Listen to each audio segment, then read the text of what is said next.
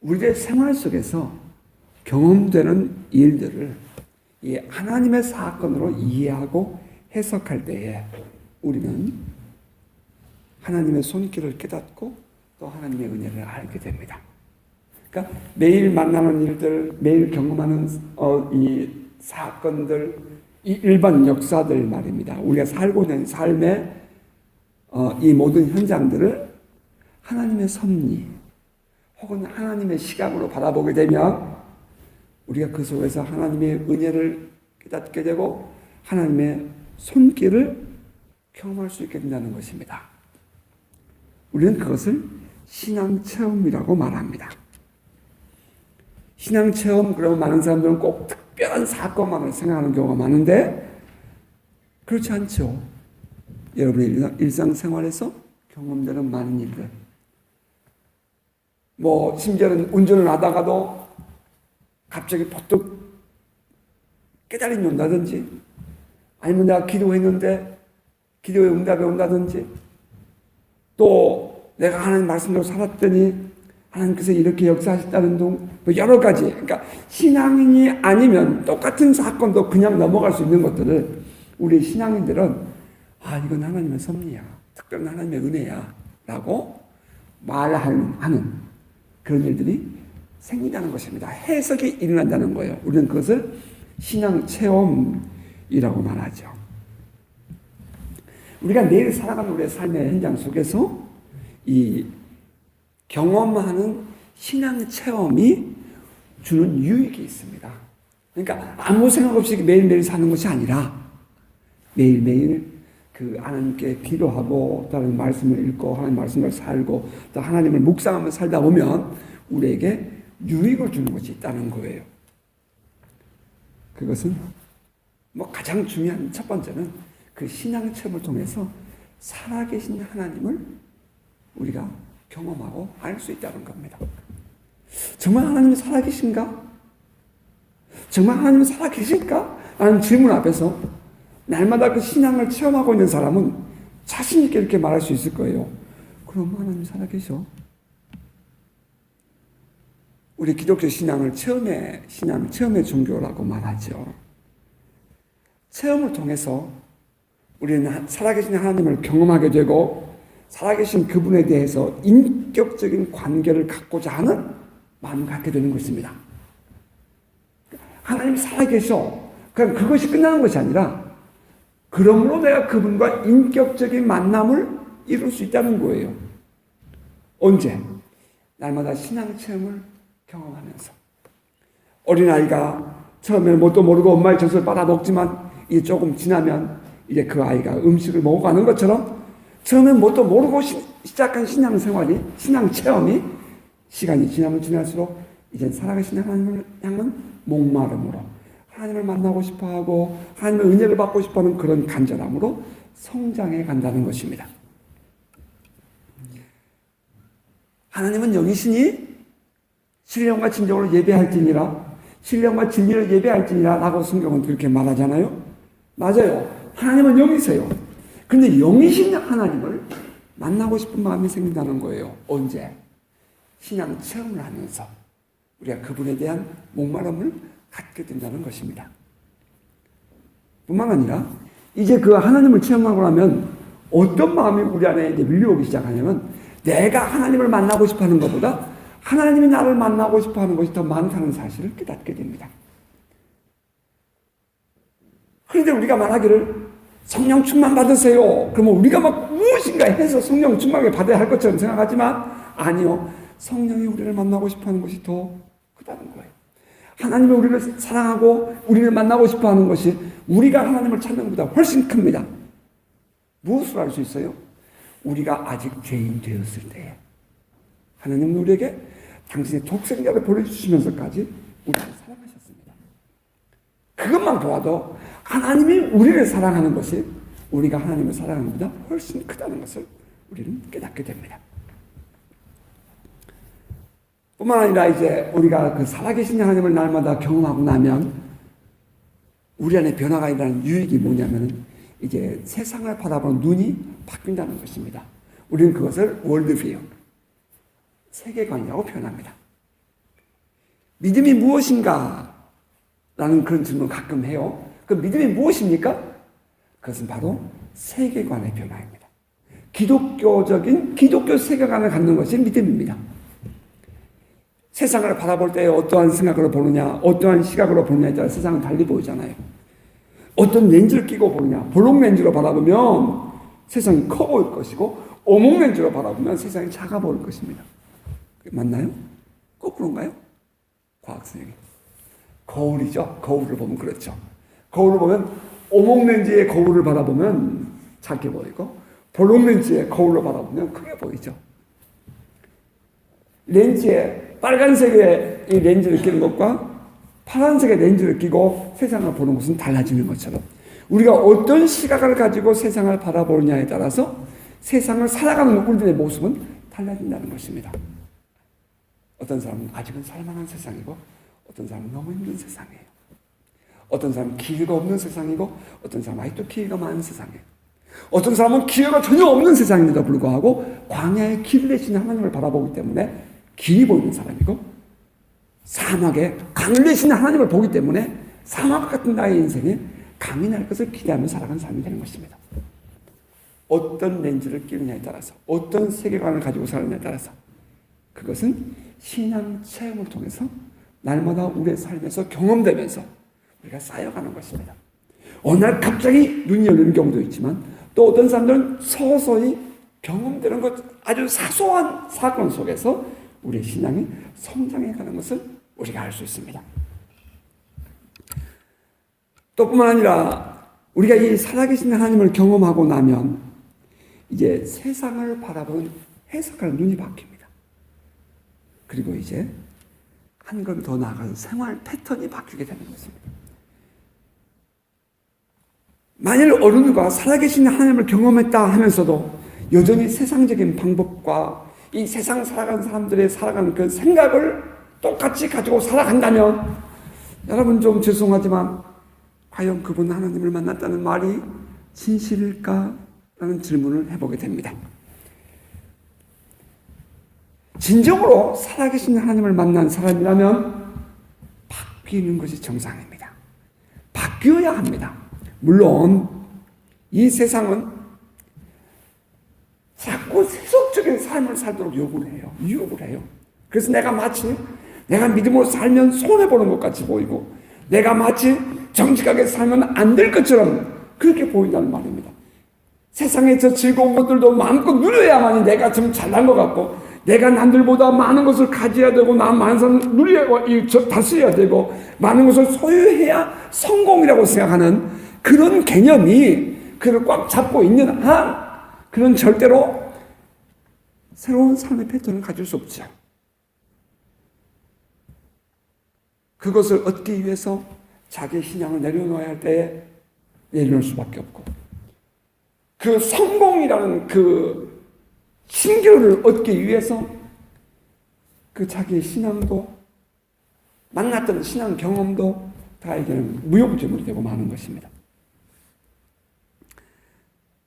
주일 아침이면 교회에 오는 것이 마치 도수장에 끌려가는 송아지처럼 말입니다. 그런 마음으로 억지로 끌려오는 사람 과연 하나님을 경험한 사람이라고 말할 수 있을까요? 예, 경험을 했어도 과연 그 사람의 신앙 체험이 효과가 지금까지 있다고 말할 수 있을까요? 전에는 주일 아침이면 그런 마음으로 끌려왔지만 그러나 이제는 이게 삶의 패턴이 바뀌니까 주일 아침이 되면 잠이 안 오고 설레이는 마음이 생기고 오늘 하나님께서 어떤 일을 이루실까에 대한 기대감이 생긴다는 것입니다. 이제 그런 사람들 바라보면 남편이 아내에게 당신 좀 변했네. 아내가 남편에게 당신 요즘에 은혜 받았나 봐. 이제 이렇게 되는 거죠. 다시 말하면 하나님을 만남으로 말미암아 나의 생활의 패턴이 바뀌었을 때 듣게 되는 보편적인 이야기입니다. 기본적인 성품이나 기질은 변하지 않아요. 예, 우리는 그런 거 뭐 이미 다 알고 있잖아요. 하지만 그의 습관이나 인격이 조금씩 변해간다는 것입니다.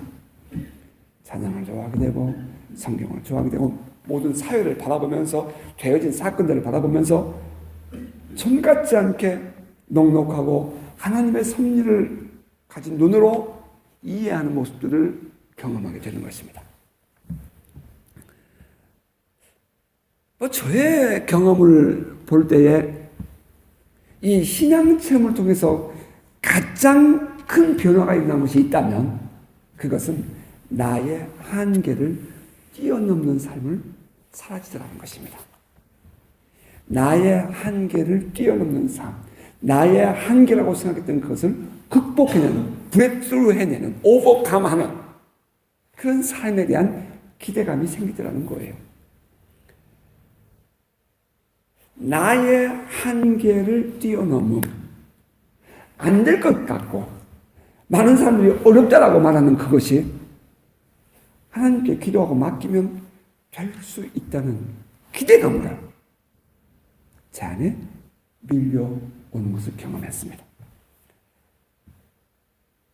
나의 한계를 극복할 수 있는 비결은 여러분 나에게 있지 않습니다. 그것은 마치 모세가 그 3살 때에 갈대 상자에 태워진 것처럼 하나님의 손에 온전히 맡겨지는 것을 의미합니다. 여러분이 살아계신 하나님이 믿어진다면 여러분이 지금 가지고 있는 그 모든 문제들을 주님께 온전히 맡길 수 있는 복 있는 성도가 되시기를 주님을 축복합니다. 그냥 단순히 맡기는 것이 아니에요. 그 맡기는 방법이 여러 가지가 있겠지만 기도하는 것입니다. 그분을 신뢰하는 거예요. 그리고 기다리는 것입니다. 그리고 하나님의 섭리를 보는 거예요. 모든 것이 네거티브하게 부정적으로 모든 것이 흘러간다 할지라도 내가 하나님을 바라보고 있는 한 그 네거티브한 것들이 포지티브하게 바뀔 것을 기대하는 것입니다. 하나님께서 하실 것이라는 확고한 흔들리지 않는 믿음을 붙잡는 것입니다. 그게 신앙생활이고 바로 그것이 나의 한계를 극복해내는 지혜입니다. 제가 한참 그렇게 하나님의 은혜를 목말라 할 때에 저를 지탱해 준 하나님 말씀들이 있었습니다. 너의 행사를 여호와께 맡기라. 그러면 내가 경영하는 것이 이루어지리라. Commit to the Lord. 주님께 완전히 커미션하는 거예요. 맡기는 거예요. 두 남녀가 만나서 결혼을 하면 아내가 남편에게 자기 모든 것을 인생을 맡겨버리고 또 이 남자는 자기의 아내에게 자기 모든 것을 다 온전히 맡겨버리는 것처럼 그걸 커미션이라고 표현해요. 그래서 결혼이라는 단어를 쓸 때 커미션이라는 단어를 쓰기도 합니다. Commit to the Lord. 주님께 완전히 맡기라는 거예요. 마치 결혼하는 부부처럼 말입니다. 자기를 완전히 맡길 수 있는 사람.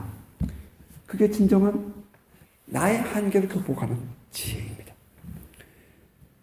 사람이 마음으로 자기 길을 계획할지라도 그 걸음을 인도하시는 이는 여호와시니라. 나의 인생을 내가 걸어가고 내가 계획하는 것 같지만 그 걸음을 하나님이 인도하시라는 사실을 믿는 거예요. 의심하지 않는 겁니다. 때로는 그것이 내가 뒤로 가는 것 같고 때로는 그것이 내가 손해보는 것 같고 때로는 그것이 많은 사람들에게 조롱거리가 되고 비웃음거리가 된다 할지라도 나의 이 일을 하나님께 맡겠다라고 확신이 생기게 되면 우리는 흔들리지 않을 수 있습니다. 그 걸음이 나의 한계, 오늘 세상 사람들이 살아보지 않은 그 길을 가는 걸음이 되는 것입니다. 아무것도 염려하지 말고 모든 일에 기도와 간구로 너희 구할 것을 감사함으로 하나님께 아뢰라. 아무것도 염려하지 말고 왜 염려가 안 됩니까? 그런데 그 모든 것들을 염려가 되는 상황과 그 모든 환경들을 주님께 감사함으로 아뢰고 나는 하나님의 샬롬을 누리는 것입니다. 저절로 오지 않습니다. 그건 주님께 맡길 때 우리에게 주어지는 하나님의 은혜입니다. 뿐만 아니라 너희 안에 착한 일을 시작하신 이가 그리스도 예수의 날까지 이루실 줄을 우리는 확신하노라. 바울은 그렇게 말했어요. 내 안에 착한 일을 시작하신 이가, 여러분 안에 가지고 있는 꿈과 비전들이, 우리가 가지고 있는 이 삶에 대한 이 분명한 목표가 그것이 분명하다면 착한 일을 이루신 이는, 시작하신 이는 예수의 날까지 이루실 것을 확신합니다. 그 말씀들이 저를 지탱해 주었어요.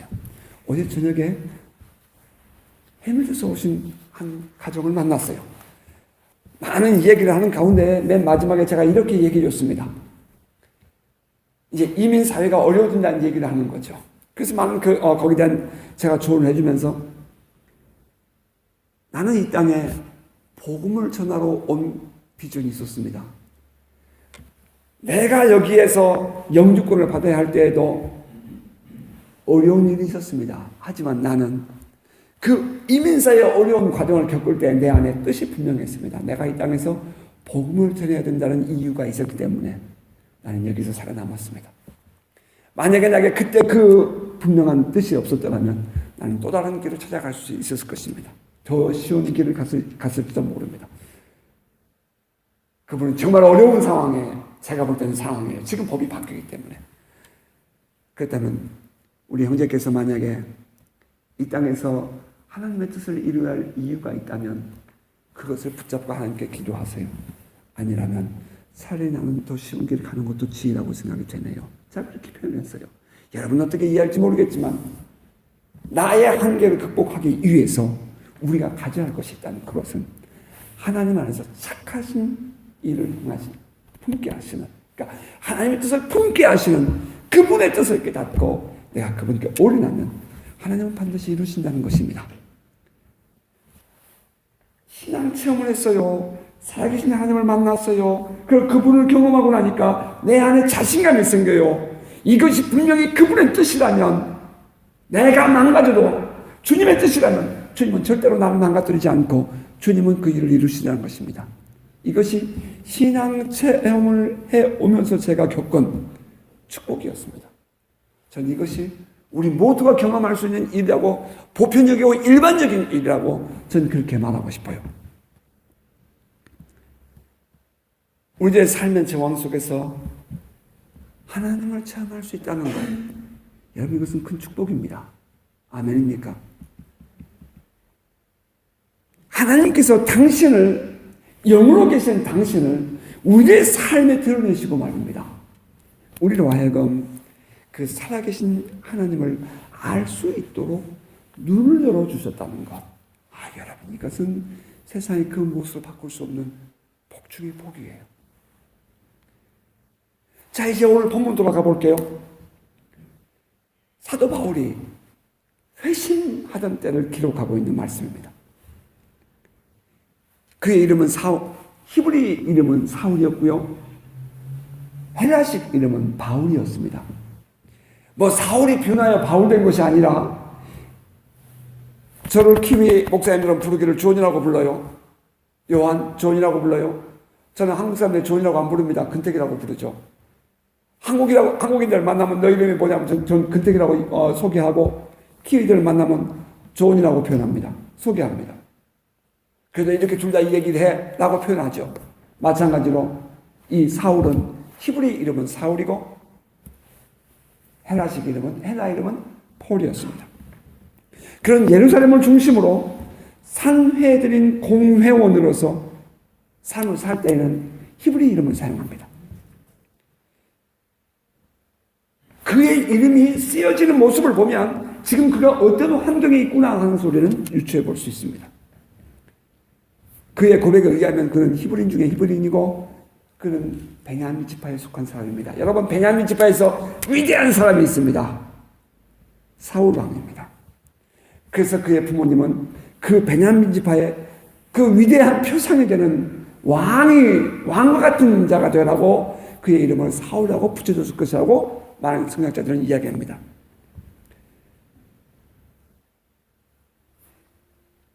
그는 이 교법사, 율법 교사였던 가말리엘의 문화생이었고요. 이 가말리엘은 당시의 산헤드린 공회에 굉장히 유력한 힘을 가진 영향력을 끼치는 지도자였습니다. 그는 스스로 말하기를 자기는 바리새인이라고 말했어요.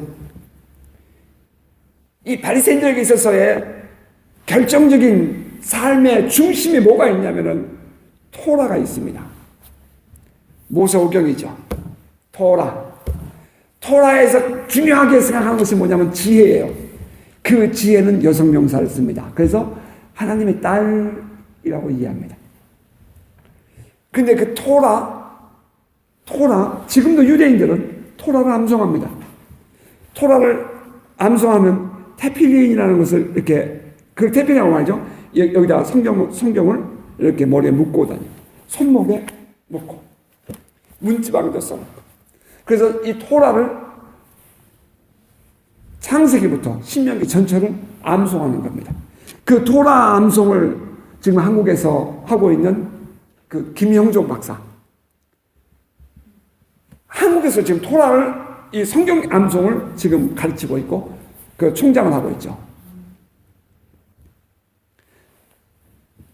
그래서 그들은 이 토라를 중심으로 생명처럼 여기며 살아갑니다.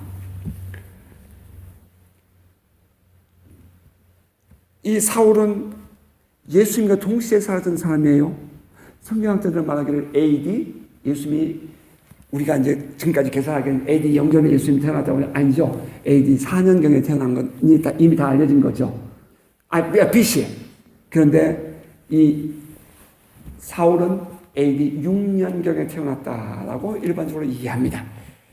그러니까 예수님보다 조금 늦게, 한 10년 정도 늦게 태어난 거예요. 자, 그의 입장에서 토라를 생명처럼 여기고 있는, 한자 한자를 생명처럼 여기고 있는 유대인들의 입장에서, 우리는 이미 예수님 십자가에 대한 묵상했어요. 예수님은 나무에 달린 자예요. 나무에 달린 자는 뭐라고 했죠? 토라에 하나님의 저주를 받은 자예요. 이제 이게 결정적인 거예요. 이게 유대인들이 예수를 영접하지 못하는 아픔이에요. 토라에 의하면 예수는 나무에 달린 자예요. 신명기 21장 23절의 말씀입니다. 그러니까 나무에 달려 하나님의 저주를 받은 자인 그 예수를 사람들이 그리스도라고 말한다는 거예요. 하나님의 저주받은 자를 하나님의 아들이라고 표현한다는 거예요. 이게 맞지가 않는 거죠. 따라서 유대인들이, 사내들인 공회를 비롯한 바리새인, 사두개인 이 모든 자들이 예수를 거부하는 겁니다. 토라를 생명처럼 여기는 유대인들, 특히 사울의 입장에서는 하나님께 저주받은 자를 그리스도라고 하는 것은 절대로 받아들일 수 없는 주장이었잖아요. 자, 더군다나 그 예수를 그리스도라고 말하는 스데반을 돌로 쳐 죽이는 그 자리에 그가 있었고요. 그리고 또 이제는 대제사장들이 또 혹은 유대인들이 말하고 있는 그 예수는 이단자라는 그 말에 지금 이 사람이 함께하고 있는 사람이었잖아요. 여러분, 잠깐 여기서 제가 생각을 잠깐만 멈춰보세요. 여러분, 이 사울이 말입니다. 예수가 나무에 달려 죽은 자야, 저는 하나님의 저주를 받은 자야 라고 생각을 했다고 하십시다. 바로 그때에 당시의 종교 지도자들인 대제사장들과 사내들은 또 다른 공회원들, 그리고 그들뿐이 아니라 많은 유대인들이 똑같이 그 말을 동조해 주었을 때에 동조해 주게 되자 사울이 갖게 되는 마음이 뭐냐면, 맞아, 내 말이 옳아, 내 주장이 옳아, 내 생각이 옳아 라고 생각을 한다는 거예요. 무슨 문제가 되셨으면 좋겠어요. 다시 표현하면 여러분이 가지고 있는 생각에 많은 사람이 다 거부해요. 그럼 나는 어떻게 생각이 돼요? 내가 생각이 잘못했는가 보다 라고 생각한다는 거예요. 근데 우리가 가지고 있는 생각에 대해서 또 다른 많은 사회 사람들이 야, 저 사람 말이 옳아 라고 동조해주면 내 안에 무슨 생각이 들어요? 그래, 내가 옳아라는 자신감이 생긴다는 거죠. 사울이 지금 그런 오류에 빠져 있는 거예요. 우리에게 있어서는 세상 사람 뭐라고 말해도 성경이 그렇게 말해주고 하나님이 그렇게 말해주면 그게 옳아. 우리는 그렇게 말하는데 당시에 이 사울의 입장에서 바라볼 때는 사회적인 모든 분위기가 그렇게 몰려가니까 사울도 그렇게 생각한 사람 중에 한 사람이었다는 것입니다. 자, 다메섹으로 다마스커스예요. 시리아의 수도죠. 다마스커스로 지금 사울이 병사들을 이끌고 올라가고 있습니다. 그런데 갑자기 빛이 임하면서 소리가 들려옵니다. 사울아, 사울아, 어찌하여 내가 나를 핍박하느냐? 깜짝 놀란 사울이 주여 누구십니까?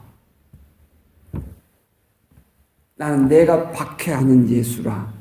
너는 일어나 시내로 돌아가라. 내가 행한 것을 내게 이를 자가 있느니라. 자, 지금 그가 다메섹으로 가는 이유는 이 예수를 믿는 사람들을 잡으러 가는 것입니다. 성경은 그에 대해서 이렇게 기록했죠. 본문에 사울이 주의 제자들에게 대하여 여전히 위협과 살기가 등등하여 대제사장들에게 가서 다메섹 여러 회당에 가져갈 공문을 청하니 이는 만일 그 도를 따르는 사람을 만나면 남녀를 막론하고 결박하여 예루살렘으로 잡아오려 하느니라. 지금 사울의 모습은 예수를 만날 준비가 되어 있는 것이 아니었어요. 여러분 잘 따라오시기 바랍니다. 지금 사울의 모습은 말이에요, 예수를 부활하신 주님을 만날 준비가 되어 있는 사람이 아니에요. 오히려 예수를 믿는 사람을 잡아오기 위해서 사람들을 이끌고 분노가 가득해서 다메섹으로 가고 있었습니다. 그런데 다메섹에 가까이 갔을 때 갑자기 부활하신 주님이 나타나셨습니다. 사울이 길을 가다가 다메섹에 가까이 이르더니 호련히 하늘로부터 빛이 그를 둘러 비추는지라. 사울과 함께 가던 사람들은 이 자리에 함께 있었습니다. 하지만 같이 가던 사람들은 소리만 듣고 아무도 보지 못하여 말을 못하고 서 있더라라고 했습니다. 사람들은 빛이 비추이고 소리가 들리는 것을 경험했습니다. 하지만 사울이 경험한 것처럼 부활하신 주님과의 대화가 이루어진 것은 아니었어요. 그들은 무슨 일이 일어났는지 모릅니다. 자, 그런데 그때에 사울은 부활하신 예수를 만납니다. 저는 그 사건에 대한 내용보다는 그 사건 속에서 사울이 경험했던 그때를 함께 누려보고 싶습니다. 사울아, 사울아, 내가 어째 나를 박해하느냐? 누구십니까? 나는 내가 박해하는 예수니라. 바로 그때에 부활하신 주님을 만나는 바울 안에 변화가 일어납니다. 유대인들이 생명처럼 여기던 토라는 예수를 죽였습니다. 그랬는데 하나님이 그 예수를 살리셨다는 것을 그가 알게 됩니다. 토라는 그 예수를 나무에 달려 죽였습니다. 저는 하나님의 저주받는다라고 말했습니다. 그랬는데 하나님은 그 예수를 살리셨습니다. 이 사실을 바울이 그 순간에 깨닫는 것입니다. 부활하신 예수를 만나면서 사울은 예수를 살리신 하나님을 보았습니다. 토라는 예수를 죽였고 하나님은 예수를 살리셨습니다. 이것은 토라를 믿는 사울로서는 충격이었습니다. 나무에 달려 죽은 자는 하나님의 저주를 받은 자였습니다. 그런데 그들이 생각하기를 하나님의 저주를 받은 자를 하나님이 다시 살리셨다는 것입니다. 이것은 상상할 수 없는 일이었습니다. 여기에서 사울은 깊은 충격을 받습니다. 그가 메시아, 하나님의 아들이 아니고서는 있을 수 없는 일이 벌어진 것을 그가 이제 받아들인 거예요. 부활하신 예수를 경험한 그에게 있어서 이제부터 유대인들의 생명과 같이 여겼던 토라는 더 이상 효과가 없어집니다. 여기서 사울은 우리가 의롭다함을 얻는 것은 율법을 행함으로 되는 것이 아니라, 율법을 행함으로 된다는 것이 토라거든요. 그것이 아니라 하나님의 은혜로 된다는 것을 깊은 영적 통찰력을 통해서 깨닫게 되는 것입니다. 은혜를 체험하고 나면 제일 먼저 깨달게 된 것, 여러분 뭔지 아시죠? 나 같은 것도, 나 같은 죄인도 하나님의 은혜를 받았다 라는 생각입니다. 진짜 신앙 체험하고 나온 말입니다. 진짜 살아계신 하나님을 만나고 나면 제일 먼저 내 안에 온 것이 뭐냐면은 나 같은 죄인이 은혜를 받다니 하는 생각이 오는 거예요. 살아계신 하나님을 체험하고 나서 아직도 다른 사람의 죄가 보이고 다른 사람을 정죄하고 심판할 마음이 있다면 과연 그 사람이 정말 하나님을 체험한 사람인가? 우리는 물어야 합니다.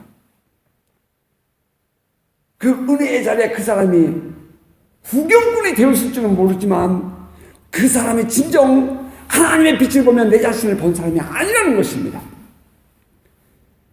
그 체험의 주인공이 아니었기 때문에 그는 자기의 죄를 볼 수 없었을 뿐 아니라 다른 사람의 죄가 보이는 거예요. 자기의 죄가 보이고 하나님의 은혜가 깨달아지면 다른 사람의 죄 안 보입니다. 자기가 십자가에서 나무에 달려 죽지 않았기 때문에 다른 사람을 십자가에 달 마음을 갖는 거예요. 이것이 율법이 사람들을 정죄하는 이유입니다. 그런데 사울은 부활하신 예수를 만나면서 그 율법인 토라가 아니라 하나님의 은혜가 우리를 살린다 하는 사실을 깨닫습니다.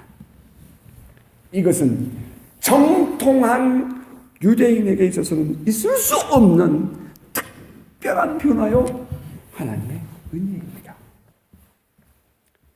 자, 이제 두 번째로 그 다메섹 도상에서 이 사울이 부활하신 예수를 만나면서 갖게 되는 변화와 은혜는 무엇이냐면 이 근본적인 사고의 체계가 바뀐다는 거예요.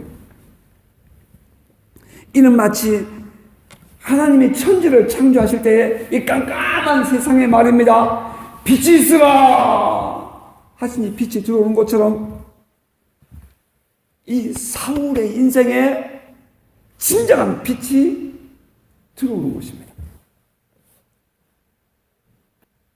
부활하신 예수를 만나면서 그의 인생은 새로운 삶을 살게 됩니다.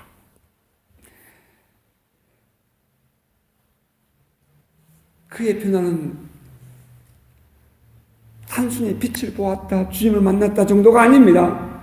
그는 지금까지 어두운 삶에서 완전히 빛으로 나오는 새로운 삶을 사는 사람이 됩니다. 따라서 그가 이 고린도후서에서 말하는 것처럼 그런즉 누구든지 그리스도 안에 있으면 새로운 피조물이라 보라 이전 것은 지나갔으니 새 것이 되었도다. 그런 고백이 나오게 되는 것입니다.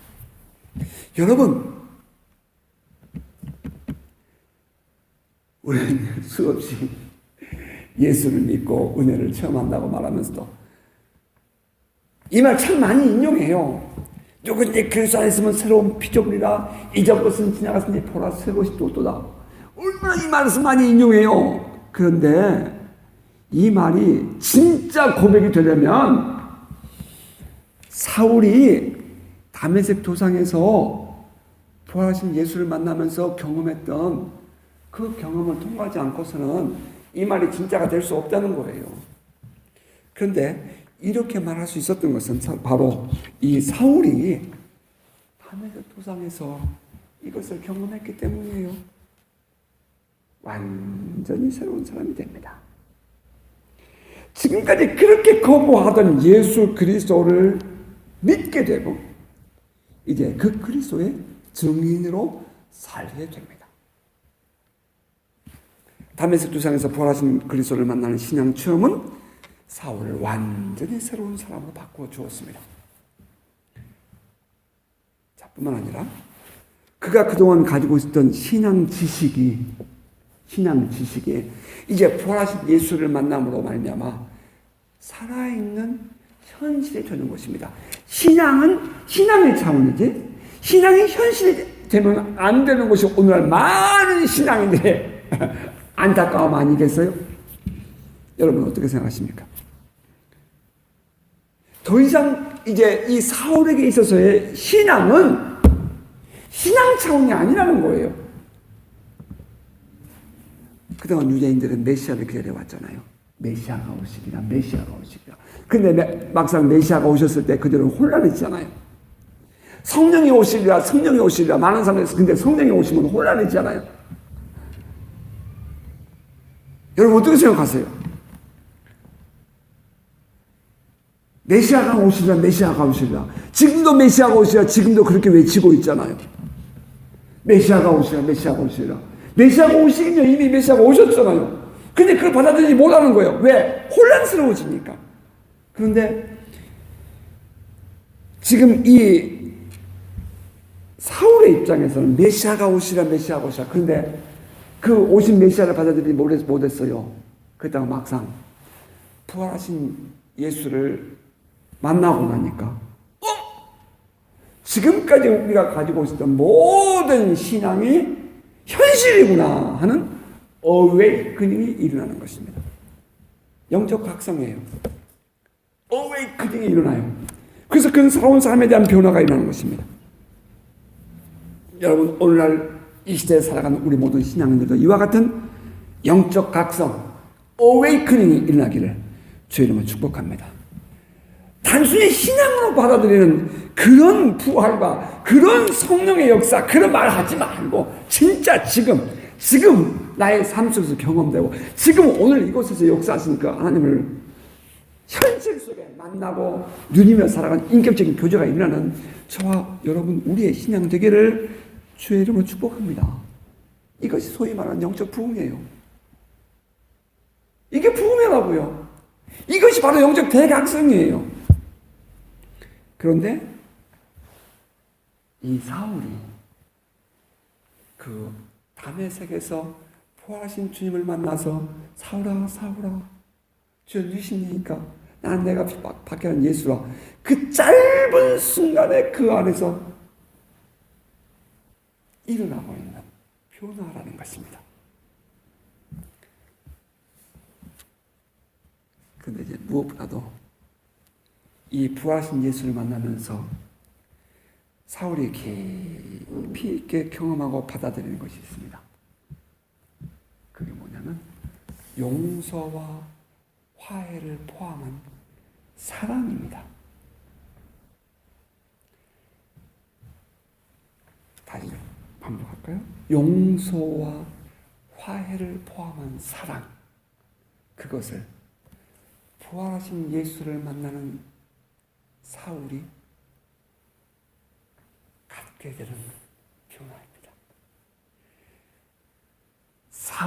바울의 서신들을 보면 반복되고 있는 단어가 화해와 용서, 사랑입니다. 그것을 언제, 그게 복음의 진수인데 그가 그것을 언제 알게 되느냐면 다메섹 도상에서 부활하신 예수를 만나면서입니다. 부활하신 예수를 박해하던 사울이에요. 그것도 예수를 믿고 따른다는 스데반을 돌로 쳐 죽일 때에 그가 그곳에 있었고요. 지금도 다메섹에서 이 예수를 따르는 사람들을 잡아오기 위해서 분노해서 가고 있었습니다. 그런데 그 분노해서 쫓아오는 사울을 부활하신 예수가 만나버렸어요.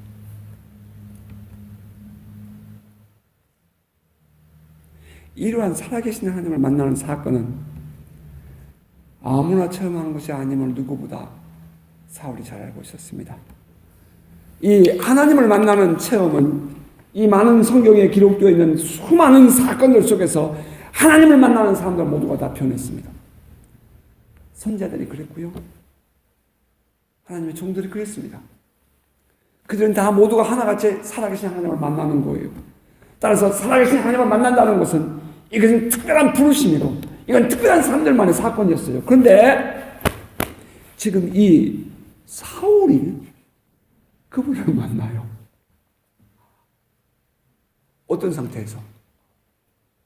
그 부활하신 예수를 믿는 사람들 지금 잡아 죽여 올라가고 있는 그 순간에, 그러니 그분을 만나는 순간 용서와 화해가 없이, 사랑이 없이 어떻게 그 사건이 이해가 된다는 말입니까? 화가 잔뜩 나 있는데, 그것도 지금 대적하고 오는 자인데 상대편에 그를 만나주는 거예요. 용서가 없이 어떻게 만나집니까? 화해가 없이, reconciliation, 이 화해가 없이 어떻게 만나집니까? 사랑이 없이 어떻게 만나집니까? 그 엄청난 그 하나님의 사랑에, 예수의 사랑의 빛 앞에서 사울이 깨지는 겁니다. 변화되는 거예요. 그동안 그의 삶의 기준은 율법이었어요. 그동안 사울이 강조해온 삶은 토라였습니다. 그런데 토라는 예수를 십자가에 죽였잖아요. 하나님의 저주로. 그런데 하나님 그를 살리셨잖아요. 그 살아나신 예수가 지금 바로 이 사울을 만나러 오는 거예요. 만나주시는 거예요. 아무리 생각해도 이것은 사랑이 아니고선 해석이 안 되는 사건입니다. 화해와 용서가 아니고선 해석이 안 되는 사건이에요. 그런데 놀라운 것은 바로 이것이 사도 바울이 평생을 다니면서 외치는 오리지널 가스펠이에요. 원초적인 복음이에요. 사울의 이러한 원초적인 복음이 언제 깨달아져요? 이 다메섹에서 신앙 체험하면서 이 부활하신 예수를 만나면서 그의 인생이 바뀌었다는 것입니다. 부활하신 예수님은 사울에게 정죄와 심판이 아니라 사랑으로 다가오셨습니다. 사울이 다메섹 도상에서 부활하신 예수를 만나며 가진 변화는 이제는 더 이상 정죄와 심판 혹은 비판이 아닌 용서와 화해 그리고 사랑으로였습니다. 이런 엄청난 변화가 다메섹 도상에서 부활하신 예수를 만나는 그 짧은 순간 사울 안에서 일어났습니다. 자, 이것이 진정한 신앙 체험이에요. 여러분에게 묻고 싶습니다. 당신은 어떻습니까? 부활하신 예수를 경험하고 살아계신 하나님을 만났다고 우리 모두가 말합니다. 그래서 당신은 어떤 변화가 일어나셨습니까? 그 이후, 신앙 체험한 이후 당신의 삶은 어떻게 변했습니까?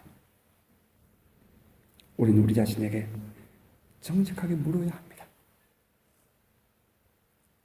당신에게 있어서의 신앙 체험, 그 효과는 얼마나 가든가요?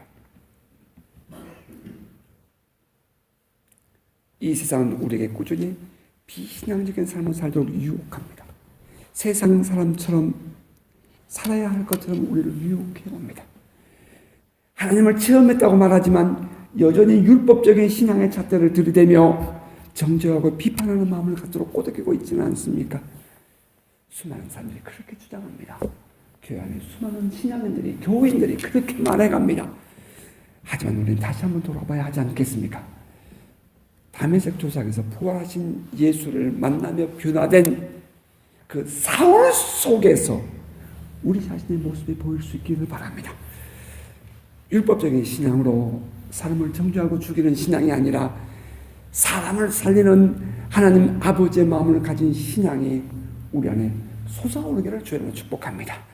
근본적인 가치관의 변화를 받아서 이제 옛 것을 벗어버리고 새로운 피조물로서의 새로운 삶이 여러분 안에 유지되어지기를 축복합니다. 영적인 각성을 통해서 이제는 지식으로가 아니라 삶으로 살아내는 신앙이 되어야 합니다. 정죄와 비판이 아닌 죄를 용서하고 또 화해의 얼굴을 내미신 그 주님의 사랑의 삶을 말입니다. 저와 여러분 우리의 삶에서 구현해내는 살아내는 그런 신앙이 되어지기를 소원합니다. 바라기는 단순히 부활하신 예수를 경험하는 그런 신앙의 자리에 멈추지 않고 구체적으로 사울이 부활하신 예수를 만나서 변화되었던 것처럼 정말 변화되었던 것처럼 변화된 삶을 살아가는 복 있는 성도가 되기를 주님을 축복합니다. 이것이 진정으로 신앙체험이 우리가 지난 날 수많은 사이언스 무언가로서 표적과 기적을 바라보고 기적과 영적인 체험을 하면서 병고침을 체험하면서 우리가 오늘 가져가야 할 우리의 신앙의 과제고 우리의 삶의 목표인 것입니다. 예언을 했다, 방언을 했다, 방언을 통별했다. 그것이 우리의 목표가 아니라 그 사건을 통해서 우리가 가져야 할 궁극적인 보따리는 바로 이것인 것입니다. 여러분 우리 함께 그렇게 나아갈 수 있게 되기를 주님은 축복합니다.